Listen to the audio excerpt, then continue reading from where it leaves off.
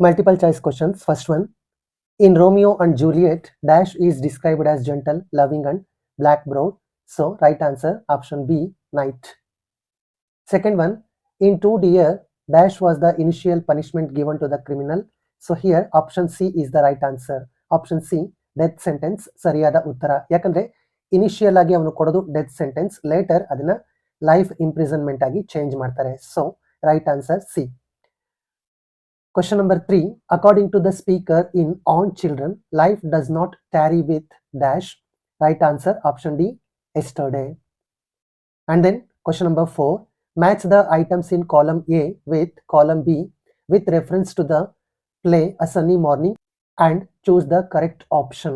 And here the right answer is option B. Option B ಸರಿಯಾದ answer ಆಗಿದೆ. Wild Boar's Head, Don Gonzalo's Study, Tiger's Skin, Donna Laura's Boudoir, ಈ ವರ್ಡ್ನ proper pronunciation boudoir, handkerchief, as a shoe brush. So ಇದು B ಅಲ್ಲಿ correct ಆಗಿದೆ. So right answer option B. Question number 5. In the gardener, Dash bedecked himself with gold, built a mansion and invited scholars to his house. The answer is option C, Basavaya. So it is very easy to identify the answer for this question. Option C, Basavaya is the right answer. Next, question number 6. In the interview, Borges. So ಇದು Spanish word ಆಗಿದೆ. So it's proper pronunciation Borges. Borges ಅಂತ ಕೂಡ ಓದಬಹುದು. Borges does not make this statement about books. ಕೊಟ್ಟಿರೋ 4 options ಅಲ್ಲಿ ಇಂಟರ್ವ್ಯೂನಲ್ಲಿ ಬಾರ್ಹಸ್ ಯಾವ statement ಅನ್ನ ಮಾಡಲಿಲ್ಲ, ಬುಕ್ಸ್ ಬಗ್ಗೆ ಯಾವ ಸ್ಟೇಟ್ಮೆಂಟ್ ಅನ್ನ ಅವರು ಮಾಡಲಿಲ್ಲ ಅಂತ ಐಡೆಂಟಿಫೈ ಮಾಡಬೇಕು. ಎ, ಬಿ ಮತ್ತೆ ಡಿ ಅವರು ಹೇಳಿದಂತಹ ಮಾತುಗಳಾಗಿದೆ. ಬಟ್ ಸಿ ಅನ್ನೋದು ಅವರು ಇಂಟರ್ವ್ಯೂನಲ್ಲಿ ಹೇಳಲಿಲ್ಲ. So right answer is option C. Next, question number 7. The life of Dash is becoming more hazardous every day in Brazil, according to George Mikes. And the right option is option A, pedestrians. And then question number 8. In the story, the author Dash was the leader of POP, Progressive Organization Party, and the right answer is Maduka. So the option B is the right answer. Illi option B ಸರಿಯಾದ ಉತ್ತರ ಆಗಿದೆ. Next one, question number 9. The secondary school teacher mentioned in the essay where there is a wheel is option D, Fatima is the right answer. Illi option D, Fatima ಸರಿಯಾದ ಉತ್ತರ. Next, question number 10. According to the poem Water, Dash is a witness to the centuries of social injustice. So here also it is very easy to identify the right option. It is option C, water. ಇಲ್ಲಿ option C water ಅನ್ನೋದು right answer ಆಗಿದೆ. So ಅಲ್ಲಿಗೆ ನಮಗೆ MCQ multiple choice questions ಮುಗಿಯುತ್ತೆ. And next, question number 11. Fill in the blanks with the passive form of the verbs given in brackets. So passive voice paragraph ಬಹಳ ಈಸಿಯಾಗಿ ಕೊಟ್ಟಿದ್ದಾರೆ. Chipko movement took place. ಇಲ್ಲಿ took ಅಂತ ನೋಡಿದ ತಕ್ಷಣ ನಿಮಗೆ ಪಾಸ್ಟ್ ಟೆನ್ಸ್ ಅಲ್ಲಿ ಇದೆ ಅನ್ನೋದು ಅರ್ಥ ಆಗುತ್ತೆ. Place in the Gadwal Himalaya. 8. ಇಲ್ಲಿ ಗಡ್ವಾಲ್ ಯಾಕೆ ಹೇಳ್ತಾ ಇದ್ದೀನಿ ಅಂದ್ರೆ ನಾರ್ತ್ ಅಲ್ಲಿ RH ಅಂತ ಯೂಸ್ ಮಾಡ್ಕೊಂಡಿರೋ ವರ್ಡ್ ಅನ್ನ ಡ ಅಂತ ಪ್ರೊನೌನ್ಸಿಯೇಷನ್ಗೆ ತಗೊಳ್ತಾರೆ ಅವರ ನೇಟಿವ್ ಲ್ಯಾಂಗ್ವೇಜ್ ಅಲ್ಲಿ. ಸೊ ಗಡ್ವಾಲ್ ಹಿಮಾಲಯ. 8. ಇಟ್ ಅನ್ನೋದೇನಾಗಿದೆ, ಸಿಂಗ್ಯುಲರ್ ಆಗಿದೆ, singular subject. So past tense ಅಲ್ಲಿ ಇರೋದ್ರಿಂದ ಈ ಪ್ಯಾರಾಗ್ರಾಫ್ ಪಾಸ್ಟ್ ಟೆನ್ಸ್ ಆಗಿರೋದ್ರಿಂದ ವಾಸ್ ಅನ್ನ ಯೂಸ್ ಮಾಡಿಕೊಂಡು was supported by the peasant women. A large scale deforestation, again singular subject, so was opposed by them. Many songs, here many songs, it's a plural subject, so were composed. So first blank ali was supported, second one was opposed, third one were composed. So ಈ ಮೂರು answer ನಿಮ್ದು correct ಆಗಿದ್ರೆ ಪಕ್ಕ ನಿಮಗೆ 3 marks score ಆಗುತ್ತೆ. And next, question number 12. Fill in the blanks by choosing the appropriate expressions given in the brackets. So ಇದು ಕೂಡ ನಿಮ್ಮ ಲೆಸನ್ ಇಂದಾನೆ ತಗೊಂಡಿರೋದು, ಈಸಿಯಾಗಿ ಆನ್ಸರ್ ಅನ್ನ ಮಾಡಬಹುದು. ಸೈಕ್ಲಿಂಗ್ ಹ್ಯಾಸ್ ಸ್ವೆಪ್ಟ್ ಅಕ್ರಾಸ್ ಅಂದ್ರೆ ಸ್ಪ್ರೆಡ್ ಆಗೋದು ಅಂತ. ಸೊ ಪುದುಕೋಟೈ ಡಿಸ್ಟ್ರಿಕ್ಟ್ ಪೂರ್ತಿ ಆ ಸೈಕ್ಲಿಂಗ್ ಮೂವ್ಮೆಂಟ್ ಅನ್ನೋದು ಸ್ಪ್ರೆಡ್ ಆಗುತ್ತೆ. So swept across. It was the brainchild ಅಂದ್ರೆ ಯಾರಾದ್ರೂ ಒಬ್ಬ ವ್ಯಕ್ತಿ ಫಸ್ಟ್ ಟೈಮ್ ಒಂದು ಐಡಿಯಾ ಅಥವಾ ಪ್ಲಾನ್ ಅನ್ನ ಮಾಡೋದು. So brainchild, second blank ಅಲ್ಲಿ ಬ್ರೈನ್ ಚೈಲ್ಡ್ ಅಂತ ಬರುತ್ತೆ. ಯಾಕೆ ಅನ್ನೋದಾದ್ರೆ it was the brainchild of Sheelarani Chunkath, ಅವರ ಆಲೋಚನೆ ಆಗಿತ್ತು ಅಥವಾ ಐಡಿಯಾ ಆಗಿತ್ತು. ಸೊ ಫಸ್ಟ್ ಬ್ಲಾಂಕ್ ಅಲ್ಲಿ ಸ್ವೆಪ್ಟ್ ಅಕ್ರಾಸ್, ಸೆಕೆಂಡ್ ಒನ್ ಅಲ್ಲಿ brain child. And then question number 13. Read the following paragraph and match the pronouns in column A with the noun phrases in column B they refer to. So ನಾನು direct ಆಗಿ answer ಹೇಳ್ತೀನಿ, ನೀವು ನಿಮ್ಮ question paper ಅನ್ನ ಇಟ್ಕೊಂಡು ನೋಡ್ತಾ answer ಅನ್ನ observe ಮಾಡಿ ನೀವು ಕರೆಕ್ಟ್ ಆನ್ಸರ್ ಬರ್ದಿದ್ರೋ ಇಲ್ಲೋ ಅನ್ನೋದನ್ನು ಕೂಡ ಮ್ಯಾಚ್ ಮಾಡ್ಕೊಳ್ಳಿ. he refers to here Dr. Goldsmith, his Dr. Goldsmith's, she poor woman, who poor woman's husband, which a small box. So ನೀವು ಈ ಆನ್ಸರ್ ಬರ್ದಿದ್ರೆ ಇದಕ್ಕೆ ನಿಮಗೆ 5 ಔಟ್ ಆಫ್ 5 ಖಂಡಿತ ಸಿಗುತ್ತೆ. ಅಂಡ್ ನೆಕ್ಸ್ಟ್ ಪಾರ್ಟ್ ಬಿ ಗೆ ಬರೋಣ. Answer any 3 of the following questions in 1 or 2 sentences, words or phrases each. ಎಲ್ಲ ಈಸಿಯಾಗಿರೋ ಕ್ವಶನ್ಸ್ ಕೊಟ್ಟಿದ್ದಾರೆ. Name any 2 images that Romeo uses to describe Juliet's beauty in Romeo and Juliet. So Romeo use ಮಾಡಿದಂತಹ 2 images for what purpose? To describe Juliet's beauty. ಅವಳ ಬ್ಯೂಟಿಯನ್ನು describe ಮಾಡೋದಕ್ಕೆ use ಮಾಡಿದಂತಹ 2 images. Rich jewel in an Ethiop's ear. So first image ಆಯಿತು. Snowy dove trooping with crows, second image ಆಯಿತು. So ಈ ಎರಡನ್ನ ಬರೆದ್ರೆ 2 marks. And next one, according to the prophet in on children, who bends the bow and why? The archer bends the bow. So who bends the bow? The archer bends the bow. And why? Purpose, reason. So that it may go swift and far. ಅಲ್ಲಿಗೆ 2 marks ಗೆ answer ಆಯಿತು. According to Vandana Shiva, what had logging led to in Himalayan region? Logging ಇಂದ ಆದಂತಹ ಸಮಸ್ಯೆ ಏನು ಅನ್ನೋದನ್ನ ಬರಿಬೇಕು. Landslides and flood, scarcity of water, fodder and fuel. ಎಷ್ಟು ಬರ್ದಿದ್ದೀರಾ ಅಂದ್ರೆ 2 marks ಬಂತು. And next one, which is the mighty movement mentioned in the poem water, where did it happen? So ಕೆಲವರು water is the mighty movement mentioned in the poem ಅಂತ ಹೇಳ್ತಾರೆ. ಇನ್ನು ಕೆಲವರು Mahad movement, Mahad struggle at Chavdar tank ಅಂತ ಹೇಳ್ತಾರೆ. So best answer ಏನು ಅನ್ನೋದಾದ್ರೆ, ಅಥವಾ ಬೆಸ್ಟ್ ಆಪ್ಷನ್ ಏನು ಅನ್ನೋದಾದ್ರೆ, ವಾಟರ್ ಅಂತ ಬರೆದು ಬ್ರಾಕೆಟ್ಸ್ ಅಲ್ಲಿ ನೀವು ಮಹದ್ ಅಂತ ಮೆನ್ಷನ್ ಮಾಡಿ ಅಂಡ್ ದೆನ್ ಪ್ಲೇಸ್ ಚದರ್ ಟ್ಯಾಂಕ್ ಈ ತರ ಬರೆದ್ರೆ ನಿಮಗೆ 2 marks. ಸೊ 4ಕ್ಕೆ ನೀವು ಅಟೆಂಡ್ ಮಾಡಬೇಕಾಗಿರೋದು 3. ನೀವು ಬರ್ದಿರುವಂತಹ 3 ಆನ್ಸರ್ಗಳು ಕರೆಕ್ಟ್ ಆಗಿದೆಯೋ ಇಲ್ವೋ ಅಂತ ಚೆಕ್ ಮಾಡ್ಕೊಳ್ಳಿ. ಕರೆಕ್ಟ್ ಆಗಿದ್ರೆ you are going to get 6 marks here. And next ನಾವು ಡೈರೆಕ್ಟ್ ಆಗಿ ಪ್ಯಾಸೇಜ್ಗೆ ಬರೋಣ. ಸೊ ಪ್ಯಾಸೇಜ್ ಅಲ್ಲಿ ಇರುವಂತಹ 9 ಕ್ವಶನ್ಸ್ಗೆ ಆನ್ಸರ್ಸ್ ಅನ್ನ ಹೇಳ್ತಾ ಹೋಗ್ತೀನಿ, ನೋಡ್ಕೊಳ್ಳಿ. Where was VS. Naipaul Born? Trinidad. When did VS. Naipaul receive the Nobel Prize for Literature in 2001? How long did Naipaul work for the BBC? 2 years. Why was V.S. Naipaul controversial among the readers of post-colonial fiction? Because of his bitter, even withering, critics of so-called third world states and societies. And next one, question E. Which of Naipaul's novels follow the fortunes of Santosh in the United States in a free state? According to V.S. Naipaul, the immigration to America for empowerment comes at the price of an intensified isolation and alienation. Which novel of V.S. Naipaul traces the disintegration of a traditional way of life, A House for Mr. Biswas? The noun form of the word accomplished is accomplishment. It is the noun form of the word accomplished. And add a prefix. Last question, I. Add prefix to the word educated. So we are going to add the prefix un and it will become uneducated and it will become the antonym. So prefix ಅನ್ನು add ಮಾಡಿದಾಗ educated ಗೆ antonym, that means opposite word ನಮಗೆ ಸಿಗುತ್ತೆ. So ಹೀಗೆ ನೀವು 9 ಕ್ವಶನ್ಸ್ಗೆ 9 answer proper ಆಗಿತ್ತು ಅಂದ್ರೆ you are going to get 9 marks. And then part D, question number 31, rewrite as directed. ಇಲ್ಲಿ ನಿಮಗೆ ಎ ಮತ್ತೆ ಬಿ ಅಂತ ಚಾಯ್ಸ್ ಇರುತ್ತೆ, ಯಾವ್ದನ್ನ ಬೇಕಾದ್ರೂ ಅಟೆಂಡ್ ಮಾಡಬಹುದು. First one, we walked along distance dash foot on foot. ಇಲ್ಲಿ ಬಹಳಷ್ಟು ಜನ ಬೈ ಫುಟ್ ಅಂತ ಕನ್ಫ್ಯೂಸ್ ಮಾಡ್ಕೊಳ್ತಾರೆ. ಬೈ ಅನ್ನ ಬರಿಬಾರ್ದು, ಯಾಕೆಂದ್ರೆ ಬೈ ಅನ್ನ ಯೂಸ್ ಮಾಡೋದು ನಾವು ಬಸ್, ಟ್ರೈನ್ ಈ ರೀತಿ ವೆಹಿಕಲ್ಸ್ ನ ಕನ್ಸಿಡರ್ ಮಾಡಿದಾಗ, ಟ್ರಾವೆಲಿಂಗ್ ಗೆ ವೆಹಿಕಲ್ಸ್ ಅನ್ನ ಕನ್ಸಿಡರ್ ಮಾಡಿದಾಗ ಪ್ರಪೋಸಿಷನ್ ಬೈ ಅನ್ನ ಯೂಸ್ ಮಾಡ್ತೀವಿ. ಫುಟ್ ಅಂತ ಬಂದಾಗ ಆನ್ ಫುಟ್ ಅಂತ ಹೇಳಬೇಕಾಗುತ್ತೆ. And then rearrange the segments into a meaningful sentence. I called my daughter in and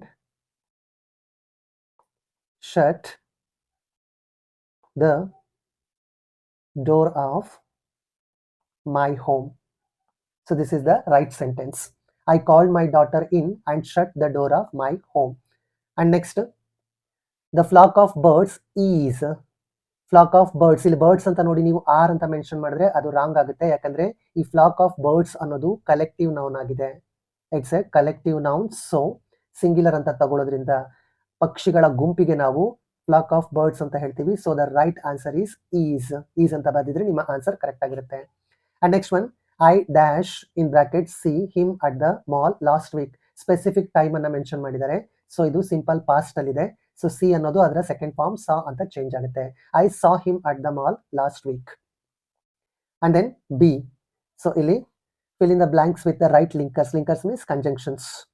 One fine day, a wealthy man drove out of his city. He saw a farmer's horse on his way and he was attracted to it. First blank ಅಲ್ಲಿ proper linker and he wanted to buy it. ಅವನು ಅದನ್ನ ಕೊಂಡ್ಕೊಳ್ಬೇಕು ಅಂತಿದ್ದ. ಯಾಕೆ? As it was looking great. So as ಅನ್ನೋದು because ಅನ್ನೋ meaning ಅಲ್ಲಿ ಕೂಡ use ಆಗುತ್ತೆ. So right linker in the second blank is as. And then ಆದ್ರೆ ಫಾರ್ಮರ್ ಅದನ್ನ ಮಾರಕ್ಕೆ ಇಷ್ಟಪಡ್ತಾ ಇರಲಿಲ್ಲ. But the farmer was not willing to sell his horse. However, the rich man pleaded with him and was ready to pay more. ಹೆಚ್ಚು ಹಣವನ್ನು ಕೊಡ್ತೀನಿ ಅಂತ ಹೇಳ್ದ. ಕೊನೆಗೆ at last the farmer was convinced and he agreed to sell his horse. So and as but at last ಇದು ಬರ್ದಿದ್ರೆ ನಿಮಗೆ 4 marks ಬಂದೇ ಬರುತ್ತೆ. And next one, question number 32 A. ಇಲ್ಲಿ ಕೂಡ ಚಾಯ್ಸ್ ಇದೆ A B. A ನ ನೋಡೋಣ. Rewrite as directed. I do not know what to do. Add a question tag. So ಕೊಟ್ಟಿರೋ ಸ್ಟೇಟ್ಮೆಂಟ್ ನೆಗೆಟಿವ್ ಸ್ಟೇಟ್ಮೆಂಟ್ ಆಗಿದೆ. So we use the positive tag. Do not, do ಆಗುತ್ತೆ. I subject ಅನ್ನು ತಗೊಳ್ತೀವಿ. So do I is the right answer. And then a policeman was clearing the traffic. Frame WH question to get the underlined word as answer. So underlined word ನಮಗೆ answer ಆಗಿ ಬರಬೇಕು. So what was a policeman clearing? What was a policeman clearing? He was clearing the traffic. So ನಮಗೆ the traffic ಅನ್ನೋ answer ಬರುತ್ತೆ. So this is the right question here. So ನೀವು ಇದನ್ನ ಬರ್ದಿದ್ದೀರಾ ಅಂದ್ರೆ ನಿಮಗೆ 2 marks ಬರುತ್ತೆ. And next, rectify the errors in the following sentences and rewrite them. Errors ಅನ್ನ correct ಮಾಡಬೇಕು. ದೆನ್ ಸೆಂಟೆನ್ಸ್ ಅನ್ನ ರೀರೈಟ್ ಮತ್ತೊಂದ್ಸಲ ಸರಿಯಾಗಿ ಬರಿಬೇಕು. First one, children likes sweet. So right sentence, children like sweets. ಯಾಕೆ ಲೈಕ್ ಬರುತ್ತೆ ಅಂದ್ರೆ ಲೈಕ್ಸ್ ಅನ್ನ ನಾವು ಸಿಂಪಲ್ ಪ್ರೆಸೆಂಟ್ ಟೆನ್ಸ್ ಅಲ್ಲಿ ಸಿಂಗ್ಯುಲರ್ ಸಬ್ಜೆಕ್ಟ್ ಜೊತೆ ಯೂಸ್ ಮಾಡ್ತೀವಿ. So verb with S or E S, verb with S or E S ಯಾವಾಗ ಬರುತ್ತೆ ಅಂದ್ರೆ ಪ್ರೆಸೆಂಟ್ ಸಿಂಪಲ್ ಅಲ್ಲಿ ಸಬ್ಜೆಕ್ಟ್ ಸಿಂಗ್ಯುಲರ್ ಆಗಿದ್ದಾಗ. ನಮಗೆ ಇಲ್ಲಿ ಕೊಟ್ಟಿರೋ ಸೆಂಟೆನ್ಸ್ ಪ್ರೆಸೆಂಟ್ ಸಿಂಪಲ್ ಅಲ್ಲಿ ಇದೆ, ಆದ್ರೆ ಇಲ್ಲಿ ಸಬ್ಜೆಕ್ಟ್ ಚಿಲ್ಡ್ರನ್ ಅನ್ನೋದು ಪ್ಲೂರಲ್ ಆಗಿದೆ. ಸೊ ಲೈಕ್ಸ್ ಅಲ್ಲ, ಲೈಕ್ ಅನ್ನ ಬರೆದಾಗ ಕರೆಕ್ಟ್ ಆಗುತ್ತೆ. And a sun rises in the east. Sun ಅನ್ನೋದು ಯುನೀಕ್ ಥಿಂಗ್ ಆಗಿದೆ. According to the rule, before the unique things we always use the definite article the. Unique things ಅನ್ನ mention ಮಾಡುವಾಗ ನಾವು ಅದರ ಬಿಫೋರ್ ಡೆಫಿನೆಟ್ ಆರ್ಟಿಕಲ್ ದಾನ use ಮಾಡಬೇಕು. So ಇಲ್ಲಿ mistake ಆಗಿರೋದು ಆ ಅನ್ನೋದನ್ನ ಯೂಸ್ ಮಾಡಿರೋದು. So the right sentence is the sun rises in the east or the sun rises in the east. So ಇದನ್ನ ಬರೆದಿದ್ರೆ ನಿಮಗೆ 2 marks. ಅಂದ್ರೆ ನೀವು 32 ಅಲ್ಲಿ ಏನ ಅಟೆಂಡ್ ಮಾಡಿದ್ರೆ ಅಲ್ಲಿ 2 ಆನ್ಸರ್ಸ್ ರೈಟ್ ಆಗಿದ್ರೆ 2 ಬರುತ್ತೆ. ಅಥವಾ ನೀವು ಬಿ ನ ಚೂಸ್ ಮಾಡಿ ರೈಟ್ ಆನ್ಸರ್ಸ್ ಬರ್ದಿದ್ರೆ ಇದಕ್ಕೆ 2 marks ಬರುತ್ತೆ. And next one, read the following paragraph and make notes by filling the boxes given below. So direct ಆಗಿ ಆನ್ಸರ್ ಅನ್ನು ನೋಡೋಣ. The Phantom. ಸೊ ಈ ಕ್ಯಾರೆಕ್ಟರ್ ಅನ್ನ ಕ್ರಿಯೇಟ್ ಮಾಡಿದ್ದು ಯಾರು? ಲೀ ಫಾಕ್ ಅಂತ ಇದೆ, created by Lee Falk. So first answer Lee Falk. And ಫ್ಯಾಂಟಮ್ಗೆ another name ಏನಂತ ಕೇಳಿದ್ದಾರೆ. So here in the third line we can get the answer. he is also called Mr. Walker. So that is the another name of the phantom. And next, Lee Falk ಬಗ್ಗೆ ಒಂದೆರಡು questions ಅನ್ನ ಕೇಳಿದ್ದಾರೆ. ಅವರ nationality ಯಾವುದು ಅಂತ. So here we can see an American ಅಂತ ಇದೆ. So ಅವರ ನ್ಯಾಷನಾಲಿಟಿ ಅಮೆರಿಕನ್. ಅಂಡ್ ಅವರು ಕ್ರಿಯೇಟ್ ಮಾಡಿದಂತಹ ಅನದರ್ ಕ್ಯಾರೆಕ್ಟರ್ ಅಂತ ಕೇಳಿದ್ದಾರೆ. ಸೊ ಲಾಸ್ಟ್ ಲೈನ್ ಅಲ್ಲಿ ಇದೆ, Lee Falk also created the character Mandrake ಅಂತ. Mandrake the magician. So we are going to mention the name Mandrake. And then report the following conversation. ಈ ಸಲ ಒಂದು tricky question ಅನ್ನ ಕೊಟ್ಟಿದ್ದಾರೆ. ಸೊ ಕೇರ್ಫುಲ್ ಆಗಿ ನೋಡ್ಕೊಳ್ಳಿ. ಮ್ಯಾಕ್ಸಿಮಮ್ ಸ್ಟೂಡೆಂಟ್ಸ್ ಇಲ್ಲಿ mistake ಮಾಡಿದ್ದಾರೆ ಅಂತ ನನಗೆ ಅನಿಸ್ತಾ ಇದೆ. ಯಾಕಂದ್ರೆ ಈ ತರ ಕಂಡೀಷನಲ್ ಸ್ಟೇಟ್ಮೆಂಟ್ ಅನ್ನ ಕೊಟ್ಟಿರೋದ್ರಿಂದ ರಿಪೋರ್ಟ್ ಮಾಡುವಾಗ ಬಹಳಷ್ಟು ಜನ ಕನ್ಫ್ಯೂಷನ್ ಮಾಡ್ಕೊಂಡಿರ್ತಾರೆ. ಈಗ ರೈಟ್ ಆನ್ಸರ್ ನ ನೀವು ಒಂದ್ಸಲ ನೋಡಿ. ಸೊ ದ ವಾಟರ್ ಲೆಸನ್ ನಲ್ಲಿ ಬಂದಿರುವಂತಹ ಸಿಚುವೇಶನ್ ಕಾನ್ವರ್ಸೇಷನ್ ಅನ್ನ ಇಲ್ಲಿ ತಗೊಂಡಿದ್ದಾರೆ. ರೂಫ್ ಅಂಡ್ ಎಜೆನ್ವಾ ನಡುವೆ ಕಾನ್ವರ್ಸೇಷನ್ ನಡೀತಾ ಇದೆ. So first statement, Rufe, I have given you 3 shillings. What else do you expect from me? So ಇಲ್ಲಿ 2 ಡಿಫ್ರೆಂಟ್ ಕೈಂಡ್ಸ್ ಆಫ್ ಸೆಂಟೆನ್ಸಸ್ ಇದೆ. First one, I have given you 3 shillings. ಇದೇನಾಗಿದೆ ಅಂದ್ರೆ general statement ಆಗಿದೆ. What else do you expect from me ಇದು question means interrogative statement ಆಗಿದೆ. So correct ಆಗಿ careful ಆಗಿ ನೋಡ್ಕೊಂಡು ರಿಪೋರ್ಟ್ ಮಾಡಬೇಕು. Rufe told Ezenwa. ಸೊ ನೀವು ಸೆಡ್ ದಟ್ ಅಂತ ಯೂಸ್ ಮಾಡ್ಕೊಂಡು ಬೇಕಾದ್ರೂ ಬರಿಬಹುದು. ಸೆಡ್ ದಟ್ ಅಂತ ಯೂಸ್ ಮಾಡಿದಾಗ ಎಜೆನ್ವಾನ ಮೆನ್ಷನ್ ಮಾಡುವಂತಹ ನೆಸೆಸಿಟಿ ಇರೋದಿಲ್ಲ. Rufe told Ezenwa first statement general statement ಆಗಿರೋದ್ರಿಂದ ಕಂಜಂಕ್ಷನ್ ದಟ್ ಅನ್ನ ಯೂಸ್ ಮಾಡ್ತೀವಿ. Rufe told Ezenwa that, I changes to he, have changes to had, he had given, you changes to him 3 shillings. 3 shillings and so second statement ಇಲ್ಲಿರೋದೇನಾಗಿದೆ, question ಆಗಿದೆ. So reporting verb ಅನ್ನ careful ಆಗಿ asked ಅಂತ use ಮಾಡಬೇಕು. And asked, what else, and question ಕೂಡ general statement ಆಗಿ change ಆಗೋದ್ರಿಂದ word order ಅನ್ನ ಚೇಂಜ್ ಮಾಡ್ಕೊಳ್ಬೇಕಾಗುತ್ತೆ. ಯುನ ಫಸ್ಟ್ ತಗೊಳ್ತೀವಿ. ಯು ಅನ್ನೋದು ಏನಾಗುತ್ತೆ ಅಂದ್ರೆ ಹಿ ಆಗುತ್ತೆ. What else he expected. ನಾವು ಡೂ ನ ಡಿಡ್ ಅಂತ ಚೇಂಜ್ ಮಾಡ್ಕೊಳ್ಳೋದಿಲ್ಲ. ಬೇಸ್ ವರ್ಬ್ ಅನ್ನ ಅದರ ವಿ ಟು ಫಾರ್ಮ್ಗೆ ಚೇಂಜ್ ಮಾಡ್ಕೊಳ್ತೀವಿ. What else he expected from him. ಅಲ್ಲಿಗೆ ರೂಫ್ನ ಡೈಲಾಗ್ಸ್ ಅನ್ನ ರಿಪೋರ್ಟ್ ಮಾಡಿದ್ವಿ. ನೆಕ್ಸ್ಟ್ ಎಸೆನ್ವಾ, ಇಲ್ಲೇ ಕಾಂಪ್ಲಿಕೇಟ್ ಆಗಿರೋದು, ಯಾಕಂದ್ರೆ ಇದೊಂದು ಟ್ರಿಕಿ ಸೆಂಟೆನ್ಸ್ ಆಗಿದೆ. Ezenwa replied him that we changes to they would not have ಅನ್ನ ನೀವು ಚೇಂಜ್ ಮಾಡಬಾರ್ದು. ವುಡ್ ನಾಟ್ ಹ್ಯಾವ್ ಹಾಗೆ ಇರುತ್ತೆ. We would not have asked more if. So conditional sentence ಆಗಿರೋದ್ರಿಂದ, ಇದೊಂದು ಕಂಡೀಷನಲ್ ಸೆಂಟೆನ್ಸ್ ಆಗಿರೋದ್ರಿಂದ ನಾವು ಇಲ್ಲಿ ಏನ್ ಮಾಡ್ತೀವಿ ಅಂದ್ರೆ ಈಸ್ ಅನ್ನೋದನ್ನ ವಾಸ್ ಅಂತ ಚೇಂಜ್ ಮಾಡೋದಿಲ್ಲ, ಬದಲಾಗಿ it changes to had been. So ಎಲ್ಲ ಕನ್ಫ್ಯೂಸ್ ಮಾಡ್ಕೊಂಡು ಮಾರ್ಕಸ್ ವಾಸ್ ಅಂತ ಮಾಡಿರ್ತೀರಾ, ಇಲ್ಲಿ ವಾಸ್ ಅಂತ ಬರಬಾರ್ದು, ಹ್ಯಾಡ್ ಬೀನ್ ಬರಬೇಕು. If Marcus had been a poor man, ಈ ತರ ಬರ್ದಿದ್ರೆ ನಿಮ್ಮ ಆನ್ಸರ್ ಕರೆಕ್ಟ್ ಆಗಿರುತ್ತೆ. ನೆಕ್ಸ್ಟ್ ಕೊನೆ ಸ್ಟೇಟ್ಮೆಂಟ್ಗೆ ಬರೋಣ. Ruth then said that I will changes to he would. I will ಅನ್ನೋದು he would ಆಯ್ತು. give him one more shilling. and ಇಲ್ಲಿ next statement don't expect more ಅನ್ನೋದು ಇಂಪೆರೇಟಿವ್ ಸ್ಟೇಟ್ಮೆಂಟ್ ಆಗಿದೆ. More shilling and told him means as in him not to expect more. ಈ ತರ ನೀವು report ಮಾಡಿದ್ರೆ 5 out of 5 ಖಂಡಿತ ಸಿಗುತ್ತೆ. ಸೊ ಇದು ರಿಪೋರ್ಟೆಡ್ ಸ್ಪೀಚ್ ನ ರೈಟ್ ಆನ್ಸರ್ ಆಗಿದೆ. And next question number 35, complete the following dialogue. Conversation between two friends. Mayura, hi Madhura, you are looking beautiful today. Madhura, thank you, expressing gratitude. So thank you ಅನ್ನೋದು gratitude ನ express ಆಗಿರುತ್ತೆ. ನೀವು ಬೇಕಾದ್ರೆ thank you so much, thank you very much ಈ ತರನೂ ಬರೀಬಹುದು. Mayura, is today a special day for you. ಇವತ್ತು ನಿನಗೆ ಸ್ಪೆಷಲ್ ಡೇನಾ ಅಂತ ಕೇಳ್ತಾಳೆ. ಮಧುರ ಹೇಳ್ತಾಳೆ, yes today it's my birthday. ಇವತ್ತು ನನ್ನ ಬರ್ಡೇ ಅಂತ ಹೇಳ್ತಾಳೆ. Mayura, many more happy returns of the day. ಇಲ್ಲಿ ಇಟ್ಸ್ ಮೈ ಬರ್ಡೇ ಅಂತಾನೆ ಯಾಕೆ ಬರಿಬೇಕು ಅನ್ನೋದಾದ್ರೆ ನೋಡಿ, ಇಲ್ಲಿ ಕ್ಲೂ ಇದೆ. Many more happy returns of the day ಅಂತ ವಿಶ್ ಮಾಡೋದು ಬರ್ಡೇ ದಿನ. So today it's my birthday ಅಂತ ಮಧುರ ಹೇಳ್ತಾಳೆ. And Madhura, thank you Mayura. So ಈ ತರ ನೀವು ಬರೆದಿದ್ರೆ 3 ಮಾರ್ಕ್ಸ್ ಖಂಡಿತ ಸಿಗುತ್ತೆ. ಇನ್ ಲಾಸ್ಟ್ ಲೆಟರ್ ರೈಟಿಂಗ್, ಇದ್ರ ಬಗ್ಗೆ ಬೇಕಾದ್ರೆ ನಿಮಗೆ ಇನ್ನೊಂದು ವಿಡಿಯೋದಲ್ಲಿ ಎಕ್ಸ್ಪ್ಲೈನ್ ಮಾಡ್ತೀನಿ.